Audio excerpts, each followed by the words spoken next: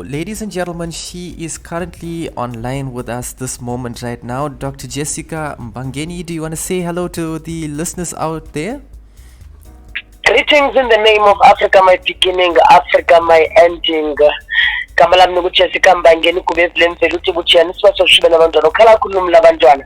Umkoto mjalwa titamancho shikomo skatili komo skaste kulani komo skanu wambeza zishe mkapango na kuko za ishaila zimkane ngambo. Awesome. Good morning to the most beautiful listeners of the South Coast Radio. Great to have you with us, Jessica. So I'm going to run through your bio that you sent me as well, just for the listeners to get to know about you more as well.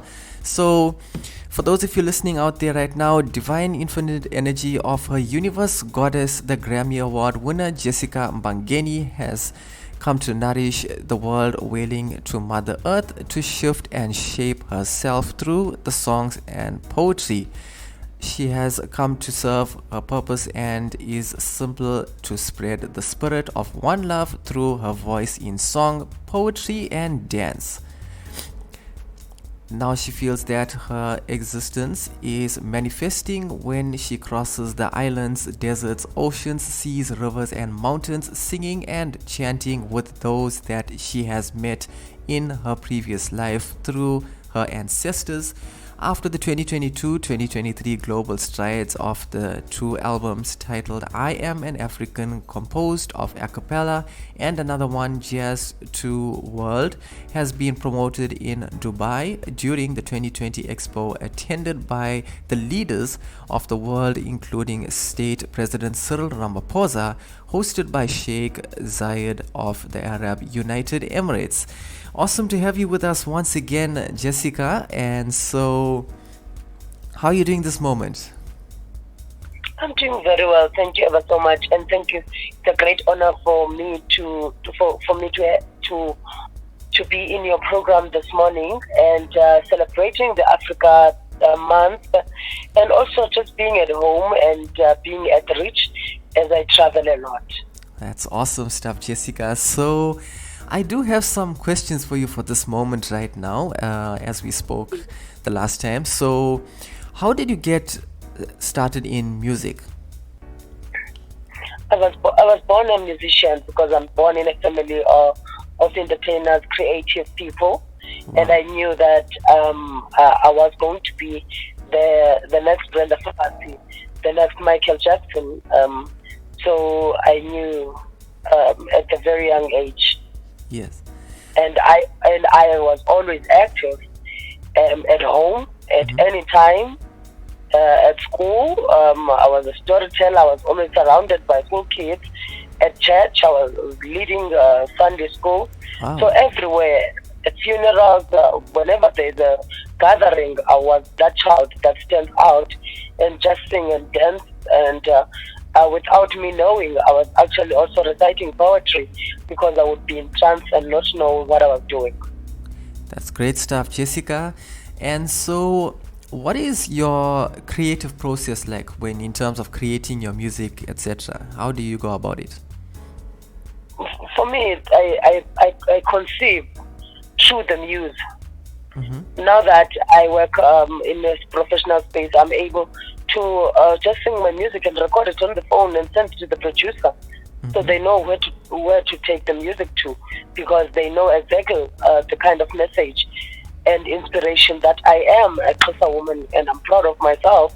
And there are no other effects. I'm not looking up to any Quincy Jones or whoever or Ella Fitzgerald. I'm a source of inspiration myself. That's so true. I believe in my originality, and as I've traveled the world, I never thought anything that is less than being who I am. And I found out that actually the world is inspired by Africa, and their origins are in Africa.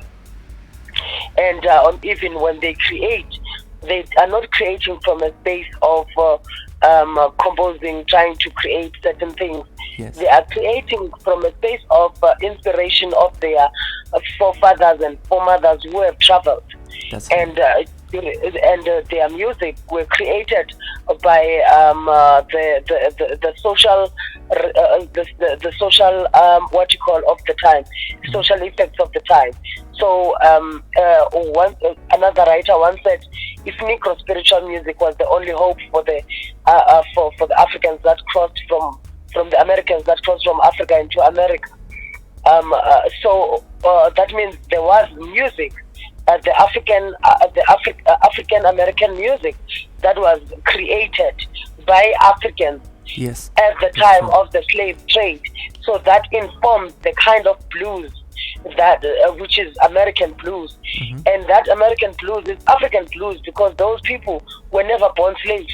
They were True. enslaved. They enslaved architectures. They enslaved poets. They enslaved singers. They enslaved African people.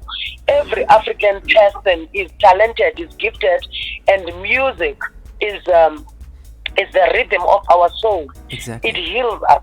It soothes our soul. It speaks to us. So we are all talented. We are all gifted because we possess the muse. Creativity is close to godliness. Exactly. So we are embodiment of God. That's true. So the processes are very easy because I'm dealing with I'm integrating with my godliness in spaces. And when I collaborate with Jamaicans, when I collaborate with Americans, Yeah. African Americans, and also Native Americans, it's an expansion of my soul as Utiko, as God.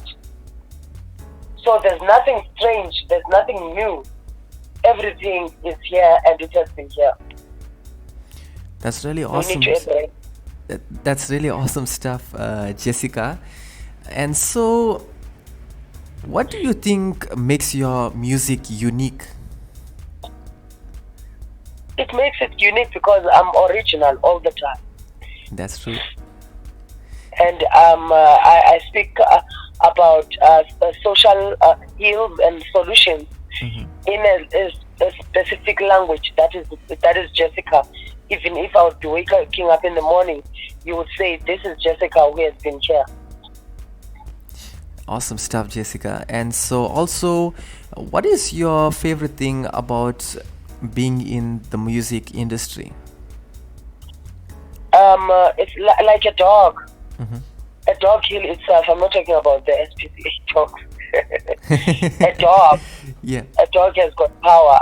The dog heal itself. Yes. So what I'm excited is that I take myself out of the down end, whereby I would feel that I'm depressed, and where I would feel that I'm suicidal. But from that deep end, my own music Yeah. that comes from within. Sometimes I most of the time I don't listen to music I have recorded, Yeah. but I listen to the music that is within me. So I am a born musician, so there's always a song. These muse are pumping. If this muse would be connected through the AI, maybe recording, I would record 1,000 songs a night. Wow, that's awesome stuff, Jessica. I must say, it's really awesome indeed. And what are your hopes for the future in your music? Right now I'm living in the future because I'm a source of inspiration. I teach internationally. My music is being transcribed by many nations. In Argentina, I have First Nations in Canada. Wow. They are singing my music, and also not just my music. They are drawn by the language of my people, the vast music of the Xhosa people, the Zulu people, Yeah. and they are drawing into all diverse South Africans. I remember when we were with the Soda Gospel Choir traveling the world in 7 seas, we were conducting workshops in universities, conducting workshops in schools. So we were planting a seed. So I'm actually living that future that I have planted a seed on. I have been around. I've worked with Beyonce's Peter Gabriel. Right now I'm working with Peter Gabriel Wow. on a global project which is called WOMAD, going to the vulnerable communities. Or I would say vulnerable when people have got, I'm not making money out of their art. Yes. rural areas, townships, and Walmart has been there for more than 20 years now. Peter Gabriel works with the Nelson Mandela Foundation and worked very closely with great Nelson Mandela. Mm-hmm. So I'm a legend. So I'm not hoping for any future. I'm hoping to change people's lives as I have done since I've started in 2005. I am mentoring artists to become businesses so that they can see opportunities. They don't only look at the billboards. Yes. They don't only look at being a part of the posters or being part of the rallies or whatsoever. To Yes. be self-sustainable. So that's what I'm doing every day of my life to find solutions, to find networks not for myself, for other people, so that we can this country that is gifted by God, South Africa. Exactly. This country that holds cradles of humankind and human origin. Yes. I want this country to be the hub of tourism. Tourism does not mean hotels. Yes. Tourism means the experience. Being the healers. I want music to be all over, like Jamaica. Yes, that's true. Music in the morning, music during the day, music every night. Music is the commodity. Exactly. Musicians are not beggars. True. Musicians are gifted people, and gifted people, God is honoring those people. Exactly, and that's true. I always say, the future of music of South Africa is the diamond, is the platinum. Mm-hmm. And we are going to have our own mechanisms. We'll stop depending upon Spotify's. We don't even know. We want the Magumanes, we want the Zulus, we want the Matas when we are talking about the online music. And people are not living online. We need our centers to be active. We need music to go to the people. Come out of your house, the band is out there. Come out of your house, the harp, is being honored and respected. That person is brochured in his and her own right, in terms of being respected, earning money to feed his or her own family and have a great livelihood. We should be like Hong Kong. We should be the hub. We should be like China. True. China is the biggest, is very big in cultural diplomacy. Wow. We need to license. We need to understand. We need to know. We need to teach each other. We need to untangle this. We need to untangle the impoverishing of the art terrain. And we need artists to wake up, and all the creatives to have a stand and say, we matter, we have a right. And I urge people, as we are voting, they must vote the right people who will listen to the change. We cannot afford to see what has happened in the parliament, whereby our Bill of Rights was signing off our intellectual property. True. You're right. So the future must begin on the voting toll on the 29th of May. I urge even those who have given up. I know. You won't see me in any of the billboards in this country, and you don't know when I cross this country what pain and traumas that I carry. So I and the traumas and pain that I carry is to liberate our people. Is the edge to learn from other countries that how are they liberating their people, and we've got the mechanisms in our country and resources. So I say the future of the music is in our hands for us to know how to monetize it. Nobody should sell their soul and give people and say, license my music, publish my music. You are the best licensor, the best publisher. Exactly. Because you've got a vision. You are strategic. I don't want any strategic person. I thought, hey, we've got a strategic team. Hold on right there. We'll come back to you. Musicians are business people, man. It's like you cannot plow your field, your milli field, and get other people to come and repeat and tell Exactly. you what is how much is your produce and the value.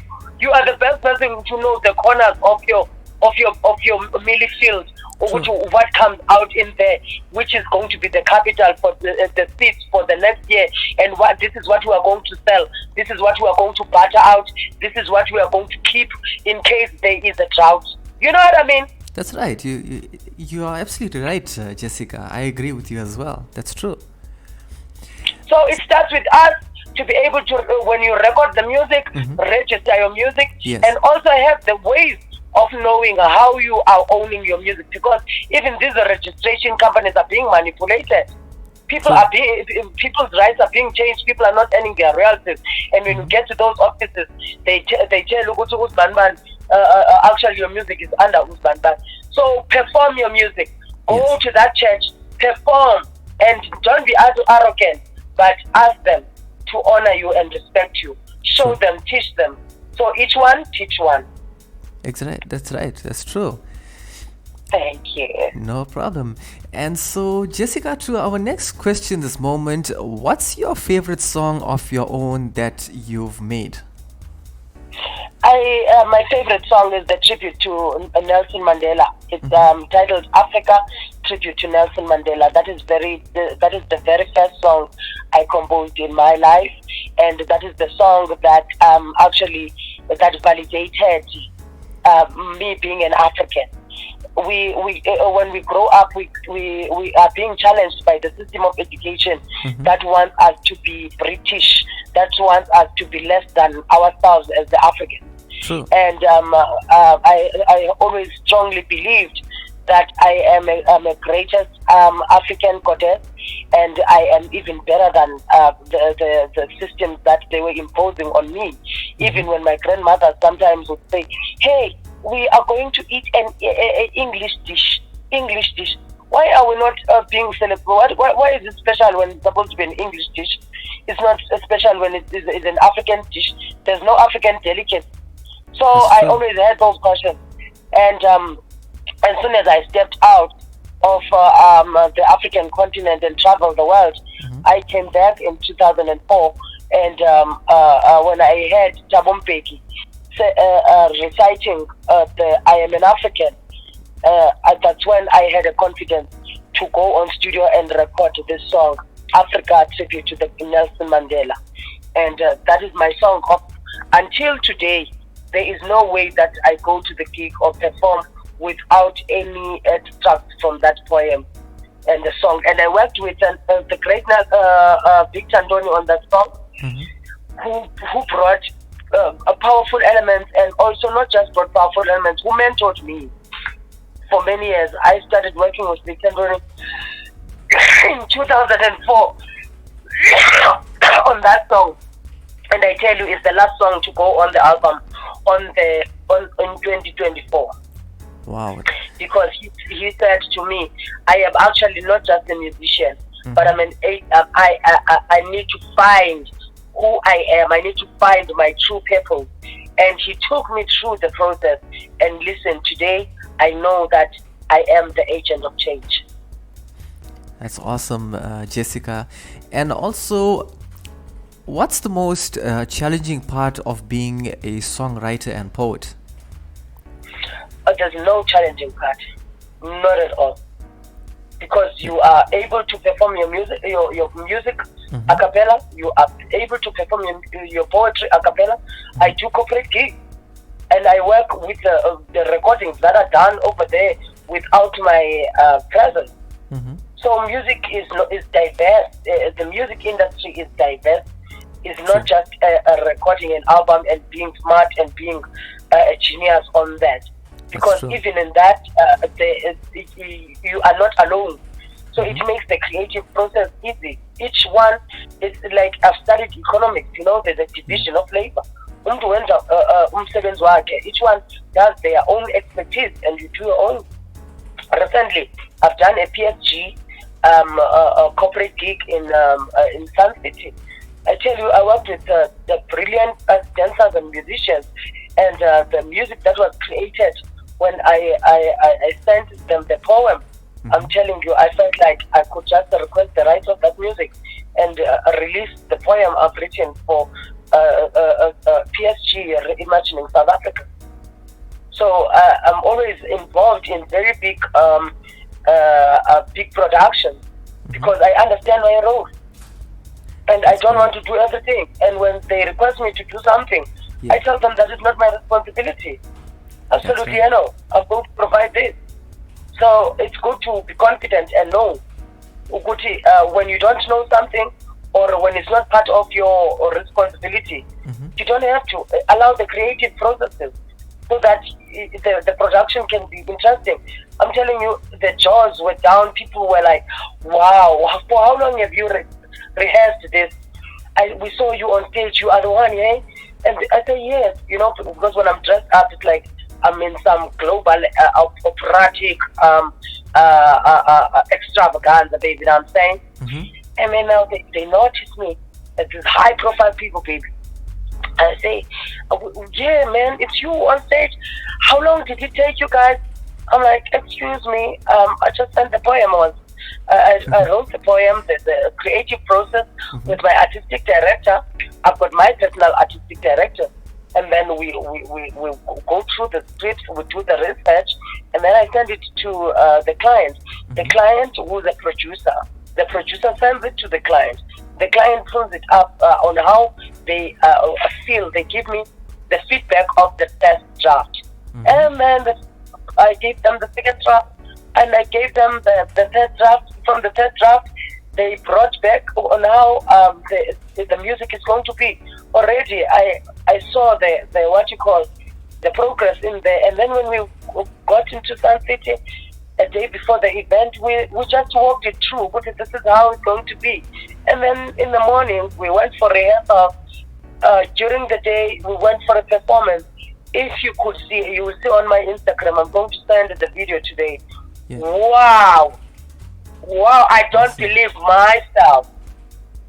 That's awesome stuff, Jessica. That's really awesome, I must say. And also, just going into it, what's the most rewarding part of being a songwriter and poet? Fulfillment. Yeah, the fulfillment. That's great. And then also... there's no measure for fulfillment. There's no money that can buy that feeling. That's right. That feeling says, it feels like I'm about to begin again. Yes. So that is the feeling that humbles Jessica Mbangeni. When people scream and say, oh, like, okay, thank you. It's not a feeling, it does not fit any ego. That's right. Because I'm fulfilled. That's really I am not awesome. going anywhere. Yeah. And I've made an impact. I've made an impact in leaders. I've made an impact in grassroots, and I am continuously being authentic and original. That's the way it should be as well. That's really awesome, Jessica. I was also meant to ask you, so the song Dawning of the Dawn that you've also released, can you tell us about it as well? Dawning of the Dawn is a very spiritual song whereby we were nominated for the Grammy with the Soweto Gospel Choir. Yeah. The spirit of my ancestors came to me. I remember we're traveling the states, more than 37 cities. The spirit of the ancestors said to me, if I take the Grammy, I'll be selling the soul of Africa. Because at that time, I was not even recognized with the royalties. Our works as the artists that were contributing on the Soweto Gospel Choir were taken under the traditional and don't whatsoever. We were fighting the battle of recognition in terms of the royalties. Wow. And my ancestors reminded me and said, I must not take the crown because I'm bleeding. And this is the soul of Africa. And that's when the song Dawning of the Dawn came in. They said the world of my ancestors is bleeding and wants me and has got so much to tell me there is a will that I need to execute that comes from our ancestors. So I must leave Soweto Gospel Choir. And indeed, after the last show in America, I broke up the news that in a way that is seminal and seminal. I was done, and a song came out when the commotion was happening, as producers insulting me, saying I'm bringing bad vibes. Sure. And I was singing, saying it's the dawning of the dawn, beginning of the new day, beginning of the new hour, reflection of tomorrow. And at that time, there was a list of tours, because when you are nominated for the Grammy, it says you've got a 10-year guarantee of tours to travel the world. And at that time, I had nothing. I was not going to be part of that. It was the sacrifice of life to leave and go where my ancestors are showing me to go, which is coming back home, coming here with no contract, coming here with no hope, coming here not being known for anything. So this is the song I had to take out during COVID and draw the inspiration on that there was a time in my life when Jessica Mbangeni was not known, even by the community radio stations, by any theaters. And I had to reflect to the resilience, law of resilience. From that moment, I resigned from Soweto Gospel Choir. And the journey I have gone through in my life, trying to get into the space and get people to listen to me, and being embraced by leaders, and sometimes being rejected by the leaders themselves, because they were regressing against the change, and women and me fighting patriarchy in the arts and our communities, and joining the forces with Abomamuzanela Mbeki, Abomamwini Matikizela Mandela, all the women that are still fighting even today for gender-based violence and inequality, being in the centers whereby I'm being mentored by the great Dr. Vuyo Mahlati, by Abochai Fosa Ramano, bringing women into the leadership, which is what we are doing when we see the results of our deputy governor of the bank right now. So I am saying to you that this song has got a very deep meaning, which is a journey of transformation in our lives as South Africans, and the diaspora. That's really awesome, Jessica. I would also agree with you, being listening to the song when I received your email as well, and I saw the song was also attached to your email when I listened to it before I gave you a call and stuff. There's this deepness in the song it's like something else. I was like, wow, and I had to give you a call that moment. It's really an awesome song, and I had to bring it up as well, you know. And I have one more question, our final question for this moment, Jessica. What advice would you give to other aspiring artists out there? Be authentic and listen to your spirit. Your spirit is your guide. The world is open. The world is an oyster. Heal yourself. Sleep and wake up when the muse are waking you up, and continue with creativity. Sing even if you sing for the birds. Recite poetry even if you recite for the birds. You don't know who is listening. True. We can also our reward can also come from the what you call even from the vultures. Yes. As the creators, we have created everything in the world. No danger. We should not be afraid. We have to speak truth to power. We should have to be the agents of transformation, agents of change. And we should not kneel down to any exploitation. That's right. That's really awesome stuff, Jessica, and we have come to the end of our questions for that moment right there. Thank you so much once again for being with us. It's really been an awesome privilege having you and getting to know you, especially with the moments that you've experienced through the music industry in songwriting, poetry, and especially when you mentioned the song Dawning of the Dawn that we spoke about as well, and the struggles you've went through. And it's really a deep, just as you said, you're a legend and you're a pure inspiration to others out there, I must say. Thank you once again for being with us, Jessica. We really appreciate that. Thank you so much, and I'd like to shout out to Dr. Caden Libre in North Carolina from South Dakota. He's the chief of the Lakota Nation, and right now in our album, which is World Peace, where you'll find the song Dawning of the Dawn, I've also featured him on it, and he's showing his native language. And thank you so much. Our struggle as Africans is the same struggle as the Native Americans, as the First Nations, as Aboriginals. So we must always be open to doors of learning.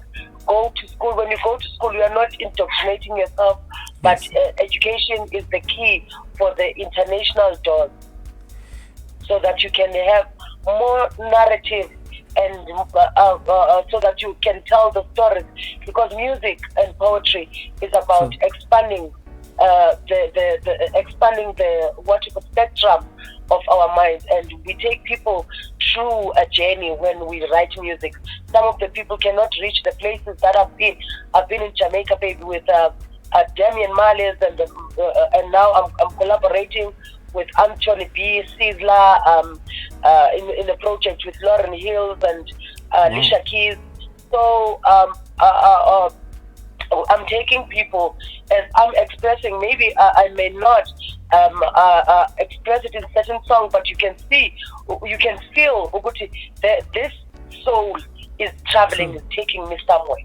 That's true. So musicians must take it upon themselves to travel even nationwide. In my albums, I feature different languages. The Sepedi language, the Sotho languages. I challenge myself. That's awesome stuff, Jessica. Thank you once again for being with us. Once again, there you have it, ladies and gentlemen. That is our lady of the moment, Dr. Bishop Jessica Mbangeni. It's really been an honor and privilege having her with us out here.